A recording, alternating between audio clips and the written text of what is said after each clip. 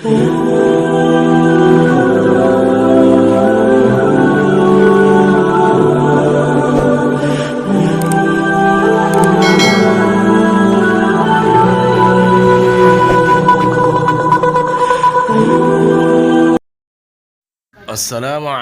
warahmatullahi wabarakatuh. Anak-anak bapak semua, pelajaran kita hari ini lebih dekat dengan nama-nama Allah Subhanahu wa ta'ala. Sebelum kita mulai, marilah kita berdoa terlebih dahulu. Bismillahirrahmanirrahim. Rabbi zidni ilma warzuqni fahma.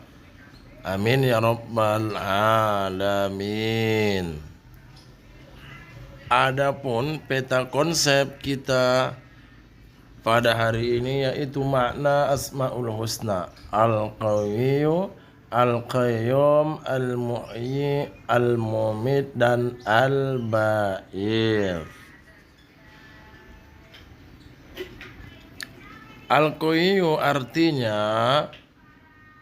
Allah Subhanahu wa ta'ala maha kuat dan tidak satu makhluk pun yang mampu mengalahkannya. Jadi manusia hanya kuat, akan tetapi kalau yang maha kuat adalah Allah Subhanahu wa ta'ala. Tidak ada manusia yang mampu menandingi Al-Qawiyyu, Allah Subhanahu wa ta'ala.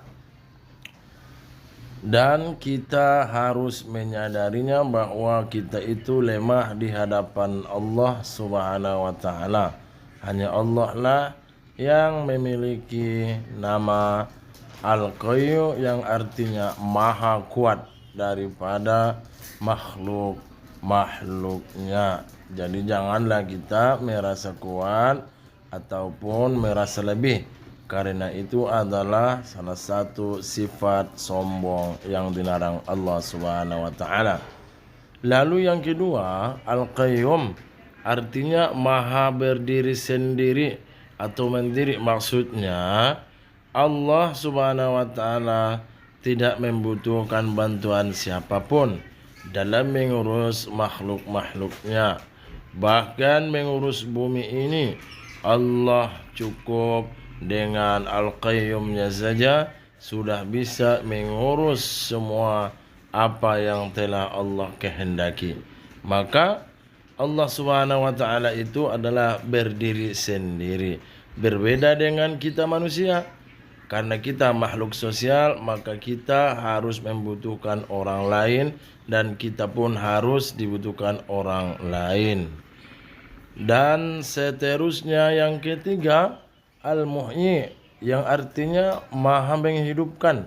Dialah Allah Subhanahu wa ta'ala yang memberi kehidupan kepada seluruh makhluknya. Allah yang memberikan izin semua makhluknya hidup di atas muka bumi ini, termasuk manusia, termasuk hewan-hewan, termasuk tumbuh-tumbuhan. Allah yang menghidupkan itu semua. Atas izin Allah lah semua makhluk yang ada di langit, di atas bumi, dan semuanya makhluk atas izin Allah Subhanahu wa ta'ala. Maka sebagai makhluk yang berakal, kita mesti banyak-banyaklah bersyukur kepada Allah karena kita masih diberikan kehidupan yang layak. Lalu yang keempat, Al-Mumit, Allah maha mematikan. Maksudnya Allah itu dengan kuasanya mampu menghidupkan dan mematikan manusia. Allah lah yang mematikan seluruh makhluk-makhluknya. Kalau kita mendengar ada tetangga kita ataupun saudara kita yang meninggal dunia, maka itu adalah atas kehendak Allah Subhanahu wa ta'ala. Karena hanya Allah lah yang memiliki asma Al-Mumit, yang maha mematikan. Dan seterusnya yang kelima, Al-Ba'ith, artinya Allah Subhanahu wa ta'ala maha membangkitkan. Allah yang akan membangkitkan semua manusia dari alam kubur. Allah akan menghidupkan kembali makhluk-makhluknya yang telah mati, mulai dari Nabi Adam sampai nanti manusia yang terakhir.